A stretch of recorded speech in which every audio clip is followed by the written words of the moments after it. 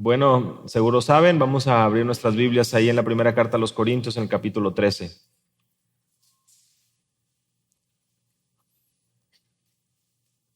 Y como lo estudiábamos la semana pasada, cuando se trata de definir el amor, no debemos de acudir a ningún otro lugar que no sea la Escritura. Cuando se trata de definir lo que significa amor, no debemos de permitir que cualquier otra circunstancia, experiencia, lección venga y ocupe ese lugar principal.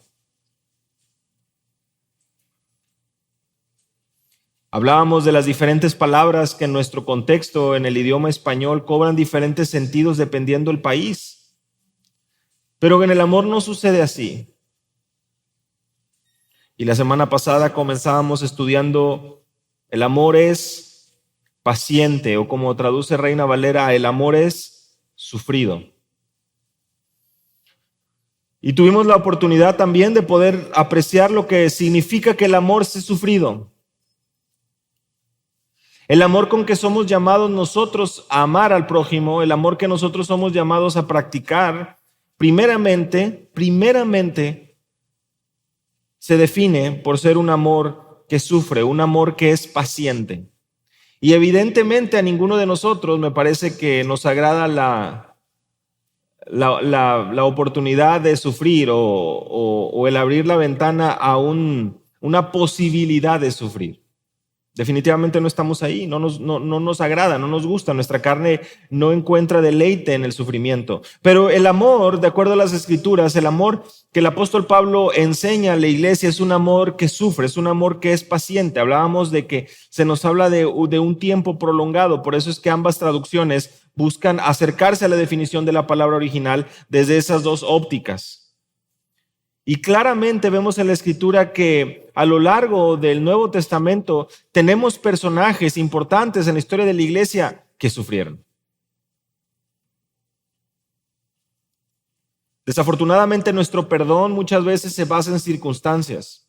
Desafortunadamente para nosotros se convierte en algo muy difícil el poder realmente sufrir, porque lo que nos gusta es guardar en nuestro corazón aquello que nos han hecho en tiempo atrás y lejos de sufrir, que eso sirva como moneda de cambio o que sí sirva como manera de poder traerlo en cara al prójimo, a la otra persona y hacerle ver el daño que nos causó. Definitivamente eso no es perdonar, definitivamente eso no es practicar un amor que es sufrido, un amor que es paciente. Y dirán ustedes, pues, ¿qué clase de cristianismo es ese? ¿Dónde queda mi dignidad? Dirán algunos. ¿Dónde queda mi lugar, mi importancia, mi autoestima? Clavada en la cruz, mi hermano. Ahí es donde debe estar. El ejemplo del apóstol Pablo nos debe recordar precisamente que hemos sido llamados a practicar un amor que a pesar de las dificultades que vendrán, y a pesar del sufrimiento que sucederá en diferente medida, debemos de tenerlo presente. El apóstol Pablo sufrió, y lo leíamos la semana pasada, y en el capítulo 6 de 2 a los Corintios. ¿Mereció él el trato que recibió? Los golpes, las palizas, las piedras que recibió, los azotes que recibió. ¿Y cómo responde él ante el maltrato? ¿Cómo es que Pablo responde ante lo mucho que le están haciendo, ante el mucho daño que le hizo la multitud? ¿Dejó de servir al Señor? ¿Dejó de escribir cartas? ¿Dejó de viajar? ¿Dejó de mostrar su deseo de servir a la iglesia? ¿Levantó una queja contra el Señor para decirle todo lo que le estaba aconteciendo? Les decíamos, platicábamos, estudiábamos la semana pasada, conforme íbamos por los evangelios, a Jesús le dijeron que era un bebedor de vino, que era un samaritano, que tenía demonio, que estaba loco, que era blasfemo. Le dijeron que era el mismo diablo. ¿Y cómo respondió él ante la ofensa? ¿Cómo respondemos en cada situación adversa? ¿De manera paciente, de manera sufrida? ¿Cómo respondemos? ¿Cómo nosotros hacemos frente a ese sufrimiento, a esa dificultad? Porque ahí es donde podemos reflejar realmente el amor de Cristo. Ahí es donde genuinamente podemos dar el testimonio de que lo que hemos recibido lo podemos dar. Que ese amor no vale solamente en los momentos de felicidad, no solamente vale cuando me hacen un bien. Ese amor también se puede practicar cuando somos o pasamos por tribulación, cuando somos atribulados. El amor es sufrido. El amor es paciente. Se dice muy fácil, se dice muy rápido. Lo memorizamos seguramente, lo leemos en imágenes, lo leemos como un pasaje nuevamente que parece mover más sentimientos que otra cosa, pero realmente lo que debe hacer es mover nuestros corazones a practicar aquello que vimos reflejado en el carácter de Cristo, en la vida de los apóstoles. Esa era la primera parada de nuestra definición de amor. Esta definición que trasciende fronteras, esta definición que trasciende culturas, que trasciende momentos, circunstancias, situaciones, que no importa si estás o no estás pasando una situación que te gusta. El amor es paciente, el amor es sufrido. Y en esta mañana continuaremos con la definición del amor. Y en la sección de 1 Corintios, capítulo 13, versículo 4, justamente en la siguiente descripción,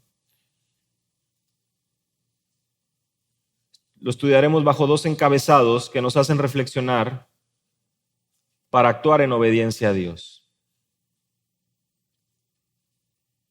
La segunda parte del versículo 4 de 1 Corintios 13, la estudiaremos bajo dos encabezados que nos hacen reflexionar para actuar en obediencia a Dios.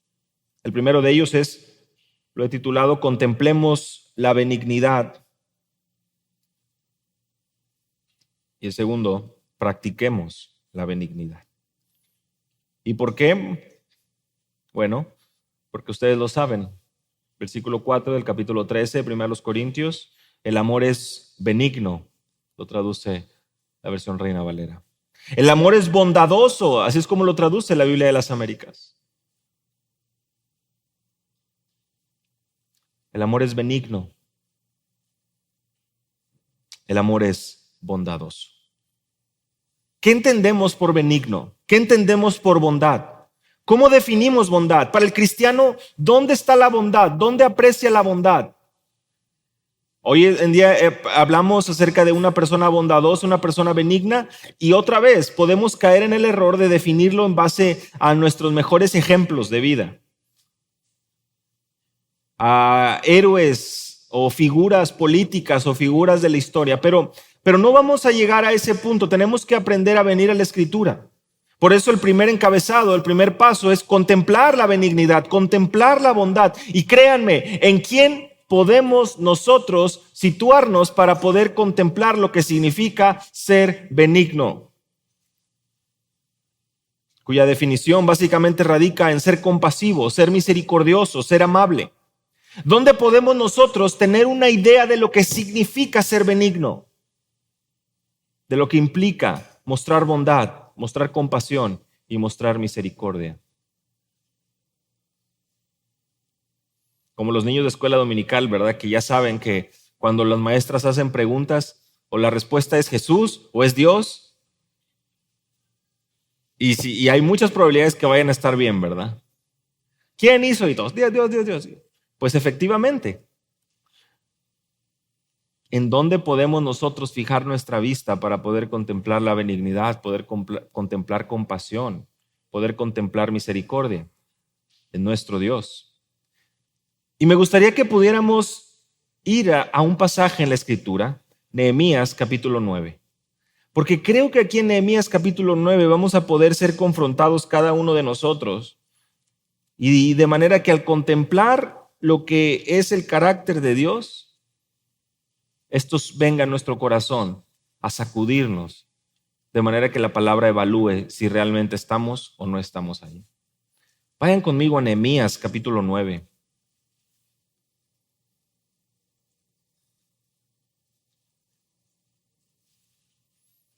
Nehemías capítulo 9.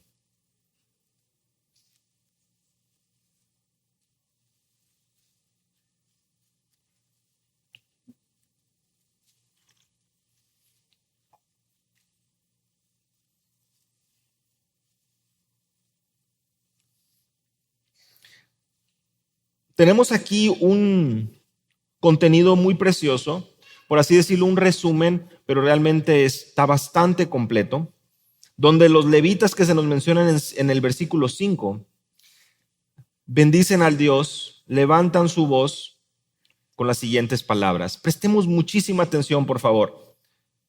Versículo 6, versículo 5, segunda parte, y versículo 6 en adelante. Sea bendito tu glorioso nombre y exaltado sobre toda bendición y alabanza. Vean conmigo el verso 6. Solo tú eres el Señor. Tú hiciste los cielos de los cielos con todo su ejército, la tierra y todo lo que en ella hay, los mares y todo lo que en ellos hay. Tú das vida a todos ellos y el ejército de los cielos se postra ante ti. Tú eres el Señor Dios que escogiste a Abraham, lo sacaste de Ur de los Caldeos y le diste por nombre Abraham.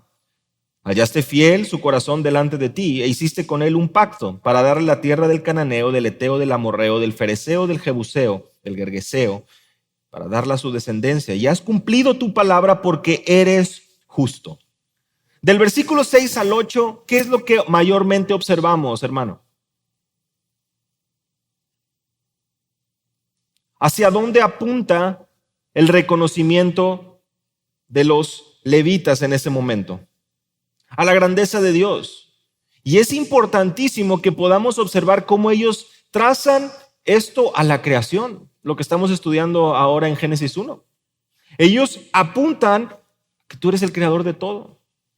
¿Yo quién soy? En el momento que nosotros venimos delante de Dios, como lo hemos estado estudiando anteriormente al estar reflexionando sobre Lucas 11 y la oración del creyente, en el momento que nosotros nos situamos y reflexionamos en la grandeza de Dios, en su poder creador, en Él que está en los cielos, mis hermanos, nuestros problemas, nuestras situaciones, nuestras cosas pasan completamente a segundo término, pasan al final de la fila, no tienen relevancia.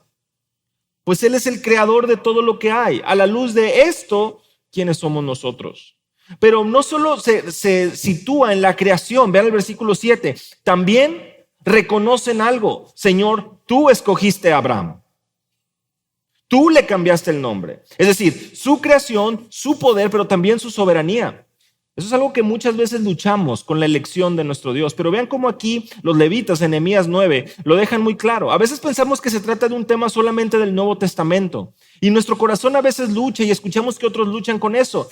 ¿Cómo que Dios escoge? ¿Cómo que Dios no escoge? Mira, desde el principio de las Escrituras tenemos que Dios escoge. Y eso no es ninguna novedad. No es algo que aparece en el Nuevo Testamento nada más. Es algo que acontece de principio a fin en las Escrituras. Él es soberano. Pero no solo eso, dice, tú hiciste con él un pacto. Y la parte final del verso 8, y tú has cumplido porque eres justo. Ahora, vean conmigo el verso 9. Tú viste la aflicción de nuestros padres en Egipto, escuchaste su clamor junto al Mar Rojo, hiciste señales y maravillas contra Faraón, contra todos sus siervos, contra el pueblo de su tierra, pero supiste que ellos los trataban con soberbia y te hiciste un nombre como el de hoy. Dividiste el mar delante de ellos. Pasaron por medio del mar sobre tierra firme y echaste en los abismos a sus perseguidores como a una piedra en aguas turbulentas. Verso 12. Con columna de nube los guiaste de día, con columna de fuego de noche para alumbrarles el camino en que debían andar. Luego bajaste sobre el monte Sinaí, desde los cielos hablaste con ellos. Les diste ordenanzas justas y leyes verdaderas, estatutos y mandamientos buenos. Les hiciste conocer tu santo día de reposo. Les prescribiste mandamientos, estatutos, leyes por medio de tu siervo Moisés. Ven el verso 15. Les proveíste pan del cielo para su hambre. Les sacaste agua de la peña para su sed. Les dijiste que entraran a poseer la tierra que tú habías jurado darles. Del versículo 9 al versículo 15, ¿qué es lo que observamos, estimados? Queridos hermanos, hermanas. La misericordia de Dios. Puras cosas buenas. Dios siendo fiel. Dios ahí con el pueblo, Dios mostrando misericordia, Dios mostrando cuidado, Dios mostrando que está ahí cercano a los suyos, Dios mostrando que quiere, que está cercano, dando lo necesario, provisión, alimento, cuidado, protección, todo.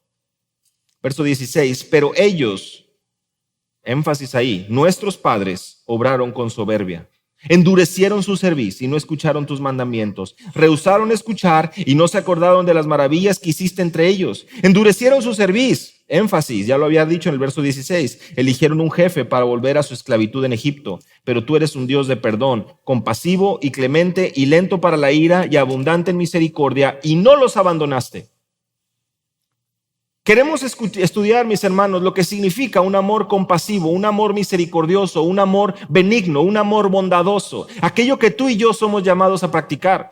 No perdamos de vista esto.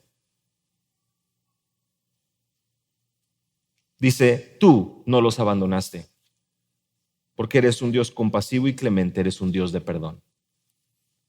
Pero ahí no acaba, ¿verdad que no? Verso 10. Verso 18. Ni siquiera cuando se hicieron un becerro de metal fundido y dijeron, este es tu Dios que te sacó de Egipto, y cometieron grandes blasfemias. Tú, vean ahí verso 19, en tu gran compasión no los abandonaste en el desierto. La columna de nube no los dejó de día para guiarlos en el camino, ni la columna de fuego de noche para alumbrarles el camino por donde debían andar. Nehemías 9. Tan solo hasta este verso 19, mis hermanos. Creo que si estamos siendo sensibles y estamos prestando atención, y yo sé que es temprano en la mañana, pero puedes apreciar lo que significa compasión y benignidad.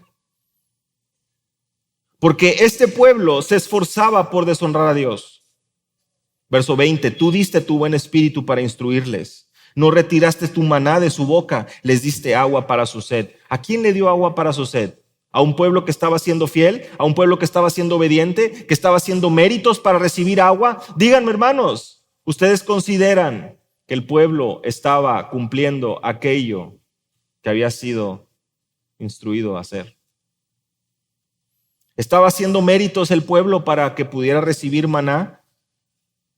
¿Se estaba portando bien para ponerle palomitas y recibir, me refiero a palomitas así, ¿verdad? No palomitas de maíz? Por 40 años, verso 21, proveíste para ellos en el desierto y nada les faltó. Sus vestidos no se gastaron ni se hincharon sus pies. ¿Más bendición? A ver, ¿cómo? ¿Más bendición para un pueblo malagradecido, desobediente, rebelde, idólatra? ¿Más? ¿Se puede acaso dar más bendición, amor a alguien malagradecido? Y déjenme digo algo que nos va a estar acompañando en toda esta mañana. ¿A alguien que no lo merece?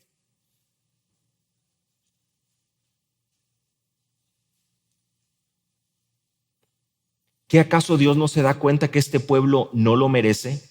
¿Que este pueblo no merece tanta bendición? ¿Qué acaso Dios no se da cuenta de esto? ¿Tú crees que no se da cuenta? Claro que sí. Pero Él es un Dios compasivo, lleno de misericordia, un Dios de perdón. No se gastaron sus vestidos, no se hincharon sus pies. Verso 22, les diste reinos y pueblos, los repartiste con sus límites, tomaron posesión de la tierra de Seón, rey de Hesbón, la tierra de Og, rey de Basán. Multiplicaste a sus hijos como las estrellas del cielo y los llevaste a la tierra que habías dicho a sus padres que entrarán a poseerla. Y entraron los hijos y poseyeron la tierra. Y sujetaste delante de ellos a los habitantes de la tierra, los cananeos, y los entregaste en su mano con sus reyes y los pueblos de la tierra para hacer con ellos como quisieran. Verso 25, capturaron ciudades fortificadas, una tierra fértil, tomaron posesión de casas llenas de toda cosa buena, cisternas excavadas, viñares y olivares, árboles frutales en gran abundancia. Comieron, se saciaron, engordaron. Esto es una connotación positiva, hermanos. Tal vez lees tú engordar y no es una maldición, es algo de prosperidad, algo de bonanza, de abundancia. Y se deleitaron en tu gran bondad.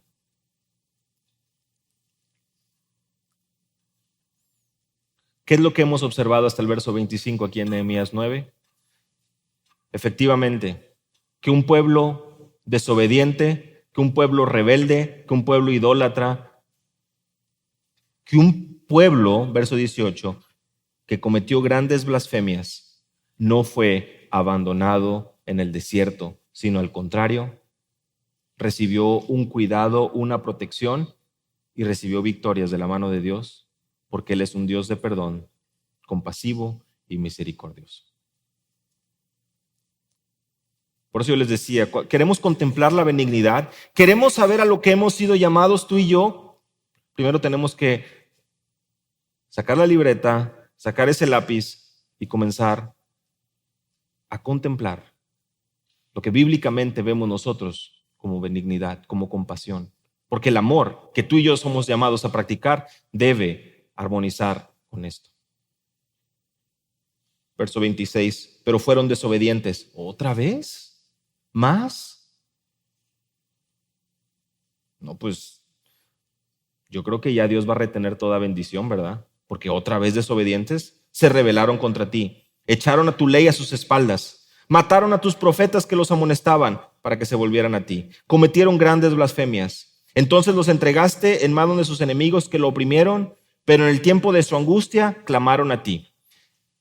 Seguramente Dios ya no va a escuchar, ¿verdad? Porque este pueblo no lo merece, porque no aprendió la lección, porque ya les dio 1, 2, 3, 4, 5 oportunidades, ¿verdad? Yo creo que no lo merece. Si te lo hubieran hecho a ti, si me lo hubieran hecho a mí, pues yo creo que ya fue suficiente, ¿no? Esta persona ya no entendió, ya es un caso perdido. Este pueblo ya es para desecharlo, para pintar nuestra raya y no atender más. ¿Para qué? ¿Ya sabemos lo que nos va a hacer o no? Ya los conocemos muy bien, tenemos tantos tiempo conociéndolos. Ya sabemos de dónde son. Ya sabemos que por un ratito hacen las cosas bien, pero luego nos vuelven a lastimar, luego nos vuelven a fallar. Soy manso, decimos, ¿verdad? Pero no.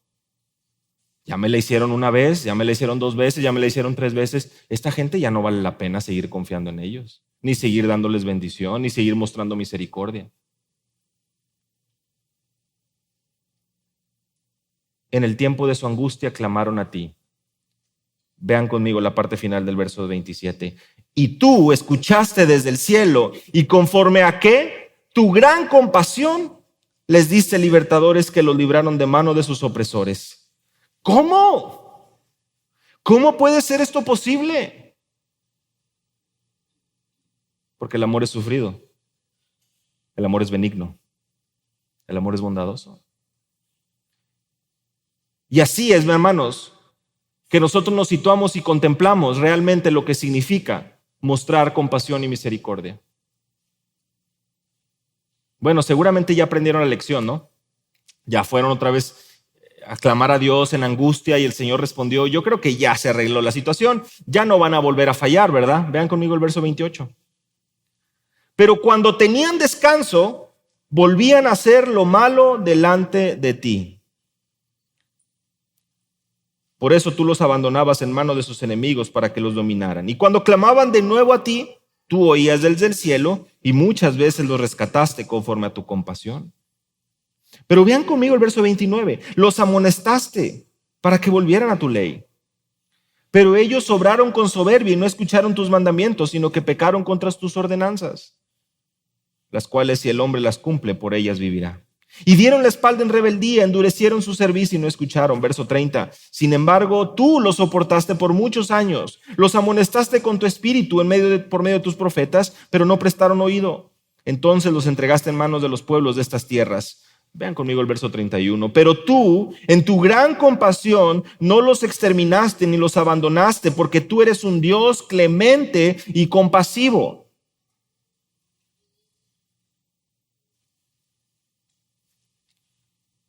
Tú eres un Dios clemente y compasivo.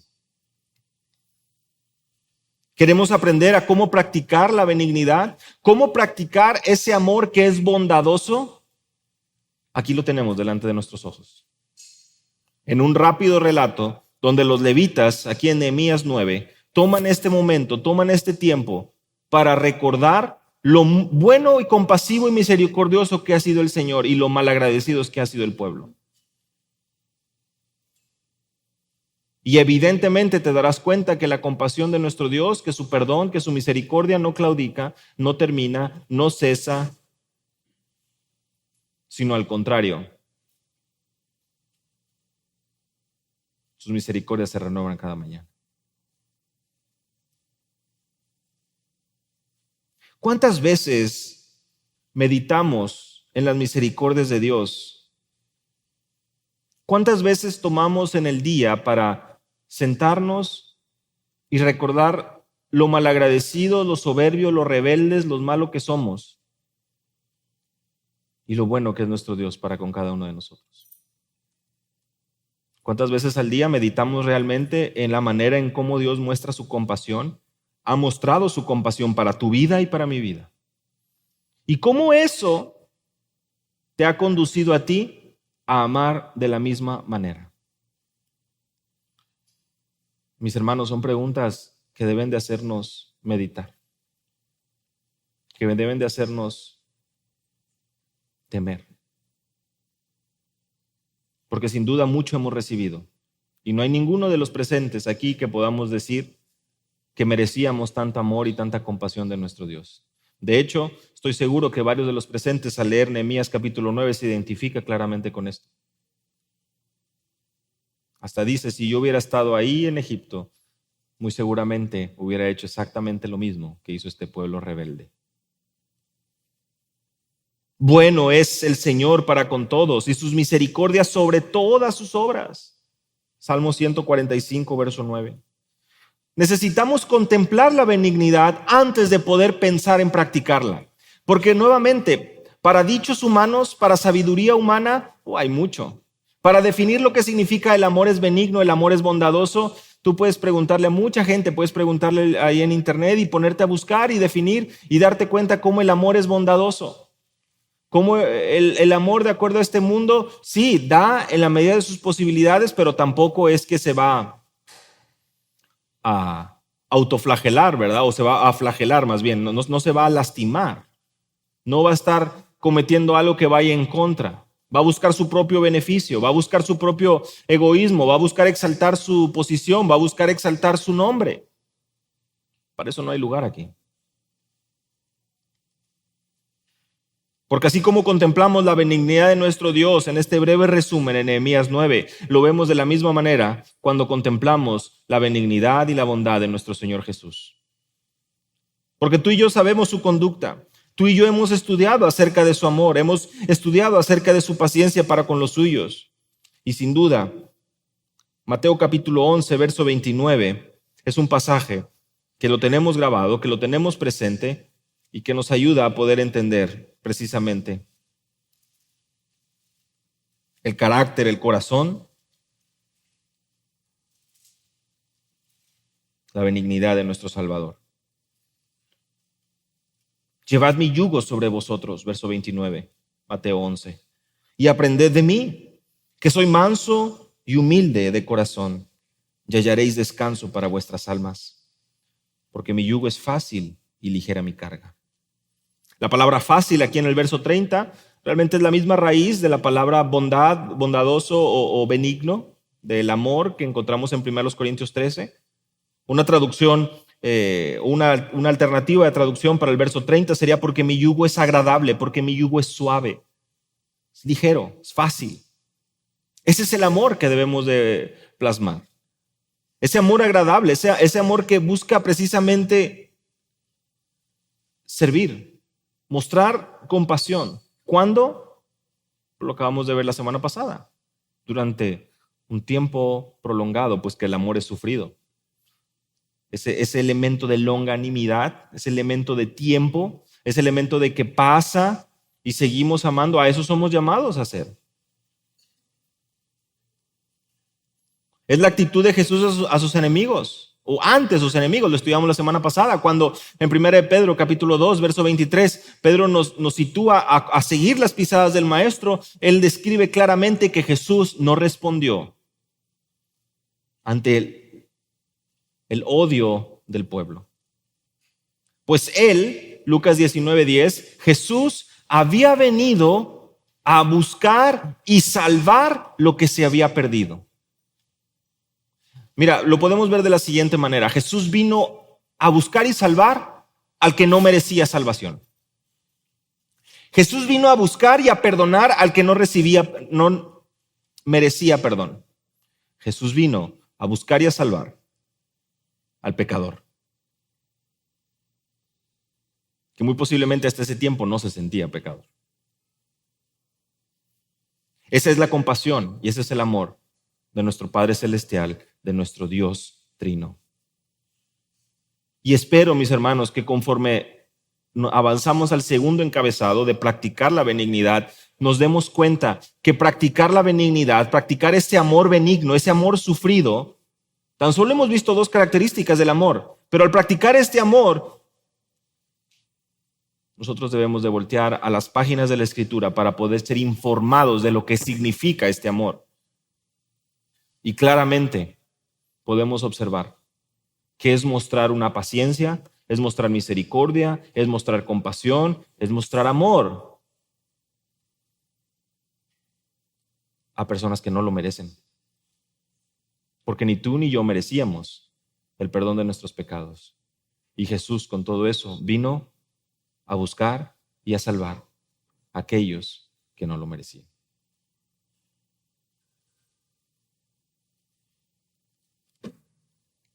Algunos podrán decir, pero es que esto es imposible. Él es Dios, por eso lo puede hacer, pero yo, pues si eres creyente, debes de darte cuenta que nuestro Señor Jesús no fue tentado en todo, pero sin pecado, y Él entiende y sabe compadecerse de nuestras necesidades. Y además, ninguno de nosotros, dice la Escritura, hemos sido tentados más allá de lo que podamos soportar. Porque Él provee igualmente la salida, de manera que podamos glorificarle en medio de la prueba. ¿Qué significa esto? Dios no se equivocó al permitir en su soberana voluntad que te hayan ofendido, que te hayan tratado de esa manera en la que te trataron. Él no se equivocó. El que te estás equivocando eres tú. El que se equivoca soy yo. Al interpretar la situación de una manera donde yo me veo como una víctima a la cual merezco toda la atención. Porque la historia verdadera es que nosotros hemos ofendido a nuestro Padre Celestial de peores maneras. Y Él con todo eso ha mostrado su compasión y su misericordia. Ahí es donde quedamos desarmados. Pero ahí es donde no queremos estar, porque nuestro orgullo no quiere estar ahí. Nuestro orgullo no quiere que pasemos por esa situación donde veamos nuestras fallas. Vayan conmigo a Lucas capítulo 6, versículo 35, un pasaje que ya hemos estudiado con anterioridad. Lucas capítulo 6, verso 35, y con esto iniciamos el segundo y último encabezado de esta mañana. Practiquemos la benignidad. Hemos contemplado lo que significa la benignidad en la persona de nuestro Dios, en su carácter y en su misericordia. Ahora vamos a ver lo que implica para nosotros el practicarla.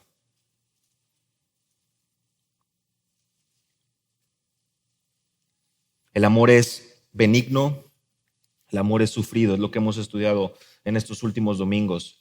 Lucas capítulo 6, verso 35, antes bien, amad a vuestros enemigos, haced bien y prestad, no esperando nada a cambio, y vuestra recompensa será grande, y seréis hijos del Altísimo, porque Él es benigno o Él es bondadoso para con los ingratos y malos, para con los ingratos y perversos, otra traducción.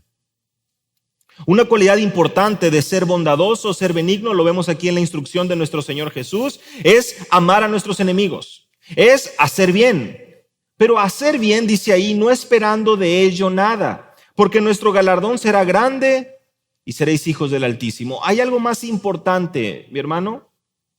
¿Hay algo más importante que un regalo terrenal? ¿Hay algo más importante que lo que nuestros ojos puedan anhelar en esta tierra? Algo más importante que ese último modelo, que una cena, una comida muy sabrosa, que una buena carne asada, que ese vestido, ese pantalón, esa casa, ese terreno. Hay algo más grande, hay algo mejor, un galardón que hace que todo lo demás sea basura. Seremos hijos del Altísimo, dice, pues al actuar de esta manera, mostrando un amor a nuestros enemigos, haciendo bien, prestando, sin esperar de nada, a cambio, estamos, en otras palabras, sembrando tesoros en los cielos. Estamos enfocando nuestra mirada en honrar a nuestro Padre Celestial. Pero vean conmigo la parte final del verso 35, porque Él es benigno para los ingratos y los malos. Y creo que estamos de acuerdo. Lo acabamos de estudiar en la primera parte, bajo el primer encabezado. Dios en su compasión y en su clemencia, Nehemías capítulo 9, muestra favor, muestra misericordia. ¿Y qué hace el pueblo? Otra vez se rebela, otra vez hace las cosas mal. Y Dios vuelve a mostrar su misericordia y otra vez el pueblo se va. Y cuando está el pueblo desenfrenado y está siendo humillado, clama a Dios. ¿Y qué hace Dios? Se tapa los oídos y dice, no, yo ya te ayudé mucho, ya fueron 2, 3, ya no mereces más oportunidades. ¿Hace eso Dios? No. Entonces, ¿quiénes somos nosotros para actuar de manera completamente distinta a la manera en que Dios actúa? Hermano, es que ya me la hizo 1, 2, 3, ya van 10 veces, hermano, y la vuelve a hacer. ¿Y has orado que el Señor te dé sabiduría? ¿Y has orado que el Señor te muestre por qué está aconteciendo esta situación? ¿O buscas resolver las cosas a tu manera, imponiendo castigos a tu manera, manejando la situación a tu manera? No, no estamos llamados a ser ilusos, a no pensar, a no utilizar lo que el Señor nos ha dado, a ser buenos administradores, buenos mayordomos, a hacer buen uso de nuestro tiempo. Claro que sí, somos llamados a hacer eso. Pero una cosa no anula a la otra.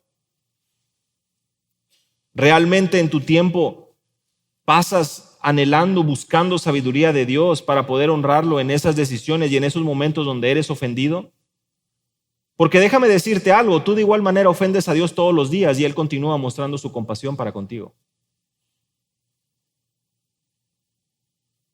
La benignidad del Señor es aquello que debe motivar al creyente a aborrecer lo malo y anhelar lo bueno.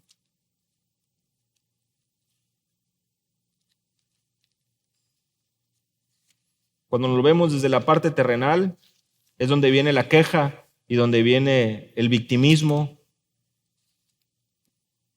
Pero cuando lo vemos desde la parte divina, la parte bíblica, nosotros sabemos que estamos honrando a nuestro Dios. Por más y que nos paguen mal. Por más y que no estemos recibiendo algo a cambio. Pues nuestra mirada no está en recibir algo de la persona. Nuestra mirada está puesta en servir. Y sobre todo anhelar la salvación de Dios en la vida de esa persona, que tanto nos ha hecho mal. Vayan conmigo ahí a la primera carta de Pedro en el capítulo 2. Primera de Pedro, capítulo 2.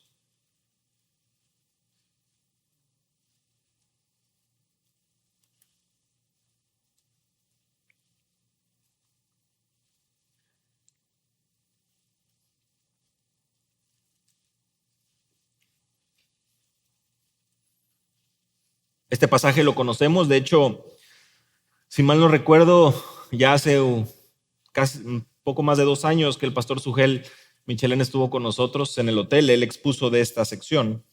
Por tanto, versículo 1, desechando toda malicia y todo engaño, hipocresía, envidias y toda difamación, vean ahí, desead como niños recién nacidos la leche pura de la palabra, para que por ella crezcáis para salvación.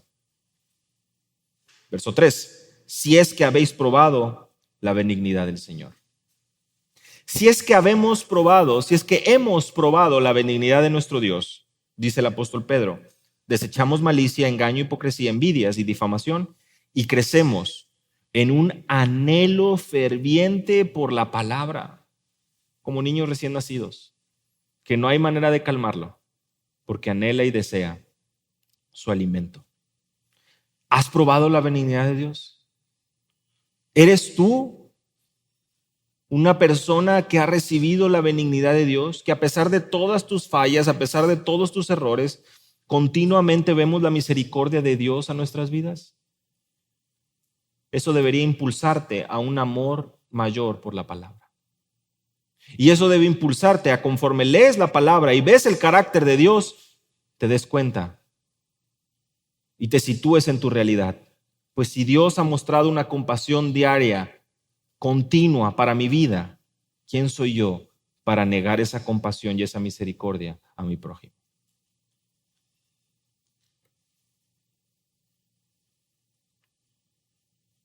En Lucas capítulo 14, versos 12 al 14, pueden anotarlo ahí o pueden ir, voy a leerlo rápidamente. Lucas 14, versos 12 al 14. Dijo también al que le había convidado: cuando hagas comida o cena, no llames a tus amigos, ni a tus hermanos, ni a tus parientes, ni a vecinos ricos, no sea que ellos a su vez te vuelvan a convidar y seas recompensado. Cuando hagas banquete, llama a los pobres, los mancos, los cojos, los ciegos, y serás bienaventurado, porque ellos no te pueden recompensar, pero te será recompensado en la resurrección de los justos. La preciosa enseñanza de nuestro Señor Jesús, que dice, mira, pensando en que, vean ahí el verso 1, Jesús había entrado a casa de uno de los fariseos y él estaba obrando, enseñando, pero le hace ver y le dice, lejos de buscar recibir honra de este mundo, tu mayor anhelo y deseo debe ser de buscar honra de tu Padre Celestial. Y darte cuenta que no se trata de obtener un beneficio de todo lo que haces. Como algunos dicen, ¿verdad? El mejor negocio de tu vida eres tú mismo, o el negocio de tu vida eres tú mismo. Mis hermanos, si empiezas a manejar tu vida pensando en que es un negocio donde tú estás buscando ganar, estás perdido. No estás caminando en el Evangelio. No estás caminando en la verdad de Dios. Si estás buscando definir tu vida como si se tratara de un negocio donde tú inviertes para poder recibir a cambio satisfacción, resultados, dinero, estás completamente ajeno a lo que Dios enseña que debe hacer sus discípulos.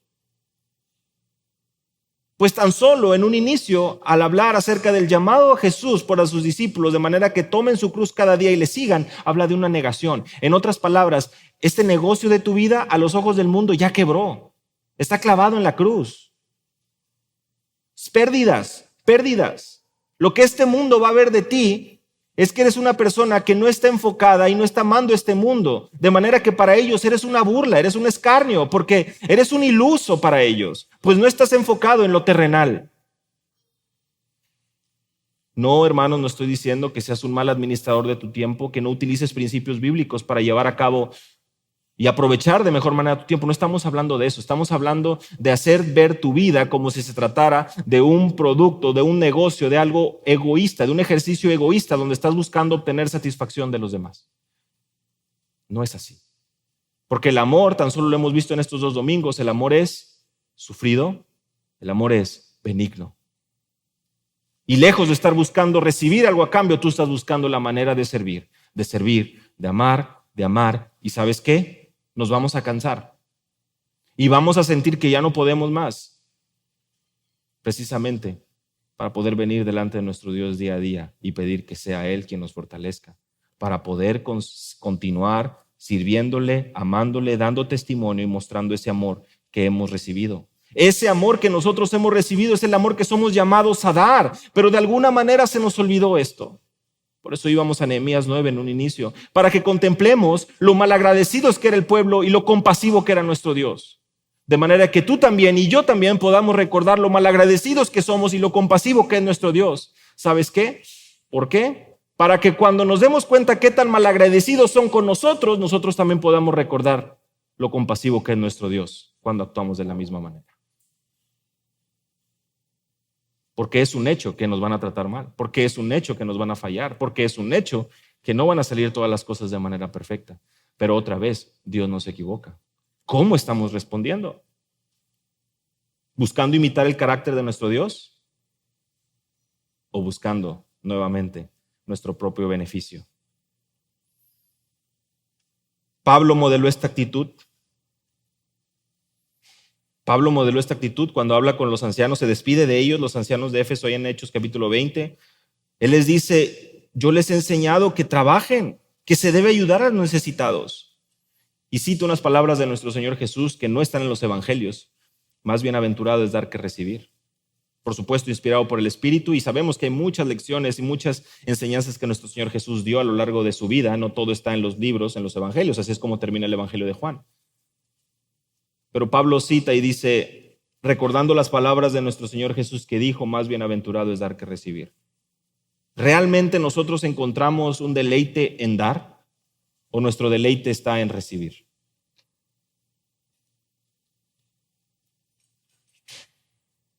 Como los niños, ¿verdad? Que nos enseñaron a que pues iban a llegar regalos en nuestro cumpleaños y nuestros padres se esforzaban por dar, y ahora nosotros como padres nos esforzamos por dar y mostrar ese cariño y afecto a nuestros hijos. Pero conforme crecemos y nuevamente en nuestra vida cristiana, no podemos acostumbrarnos a ver la manera de poder recibir más y más y más, a mover el sistema, a mover nuestras amistades, a saber con quién juntarnos para recibir mayor conveniencia y mayor comodidad. Es lo que Jesús nos enseñaba ahora que lo leíamos en Lucas capítulo 14. Ir con los que nos van a poder beneficiar más. Haz un alto a tu vida, haz un alto y date cuenta cuánto has recibido y evalúa cuánto estás dando tú por el prójimo. ¿Has recibido suficiente? ¿Te han modelado lo que significa la hospitalidad? Primera de Pedro capítulo 4, verso 9. Hospedaos los unos a los otros sin murmuraciones. Primera de Pedro 4, 9. Has recibido tanta hospitalidad, te han modelado lo que significa el amor, que es hospitalario. ¿Cuándo lo vas a mostrar tú? ¿En cuántas ocasiones lo demuestras tú? ¿Lo demuestro yo?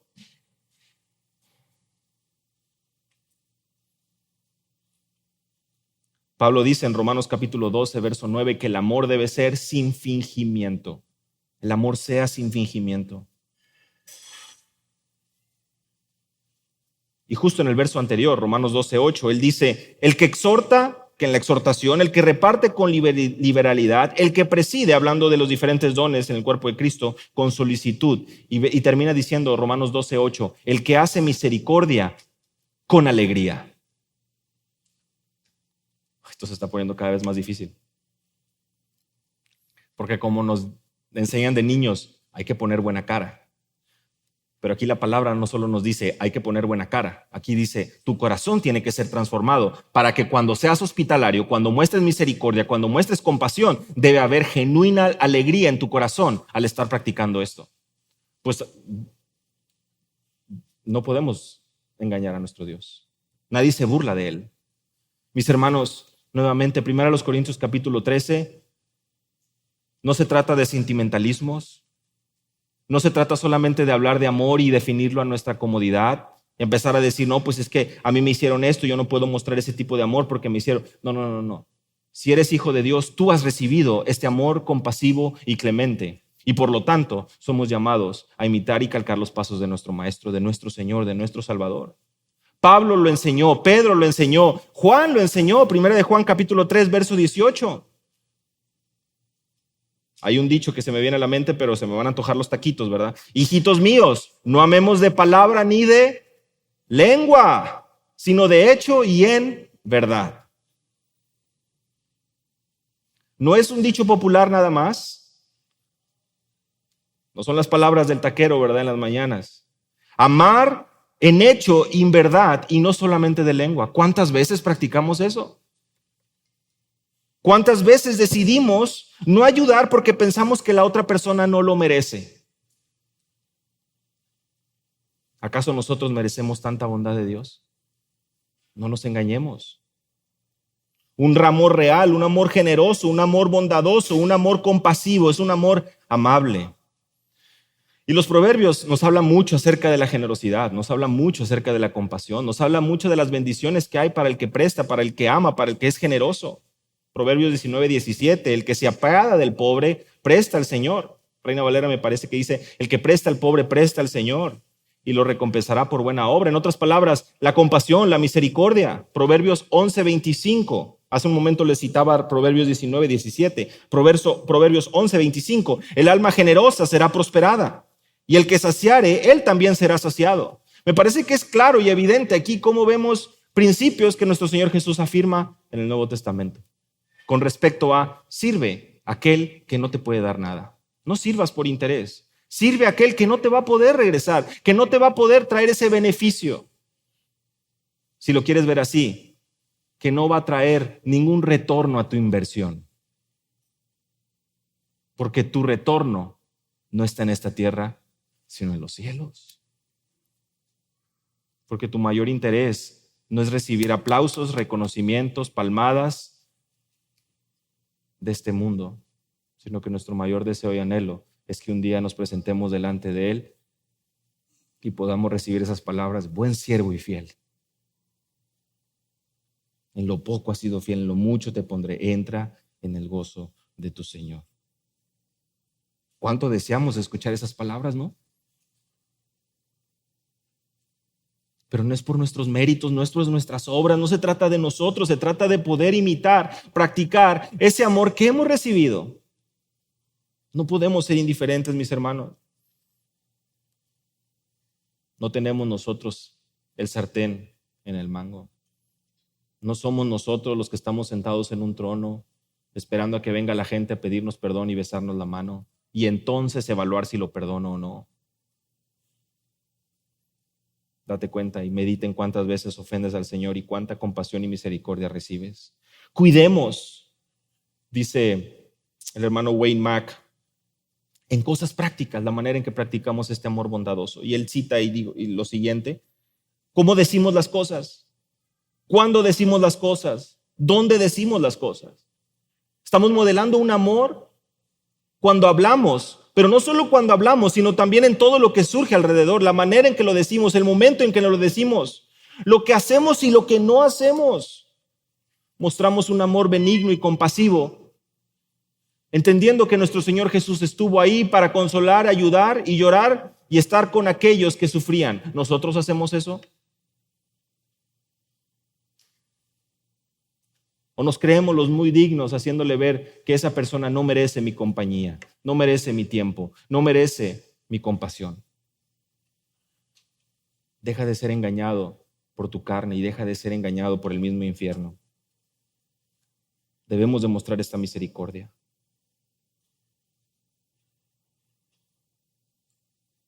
No hablando mal de los demás, no mintiendo, mostrando compasión genuina y amor como lo vemos nosotros modelado por nuestro Señor y Salvador.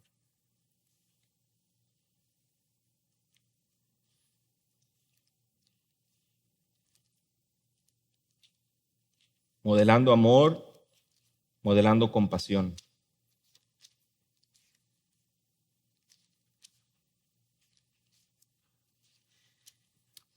Déjame te leo las palabras de nuestro Señor Jesús. Pero cuando el Hijo del Hombre venga en su gloria y todos los ángeles con él, entonces se sentará en el trono de su gloria y serán reunidas delante de él todas las naciones. Separará a unos de otros como el pastor separa las ovejas de los cabritos. Y pondrá las ovejas a su derecha, los cabritos a su izquierda. Entonces el rey dirá a los de su derecha: venid, benditos de mi Padre, heredad del reino preparado para vosotros desde la fundación del mundo. Porque tuve hambre y me diste de comer. Tuve sed y me diste de beber. Fui forastero y me recibisteis. Estaba desnudo y me vestisteis. Enfermo y me visitasteis. En la cárcel y viniste a mí.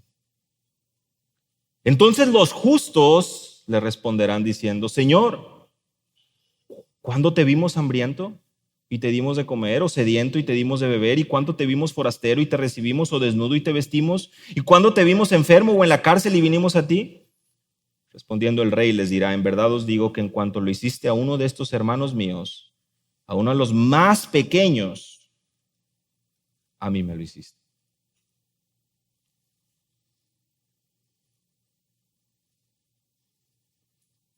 Que el Señor nos dé la sabiduría y el querer como el hacer por su buena voluntad, para mostrar compasión, para mostrar benignidad, para practicar este amor que hemos recibido.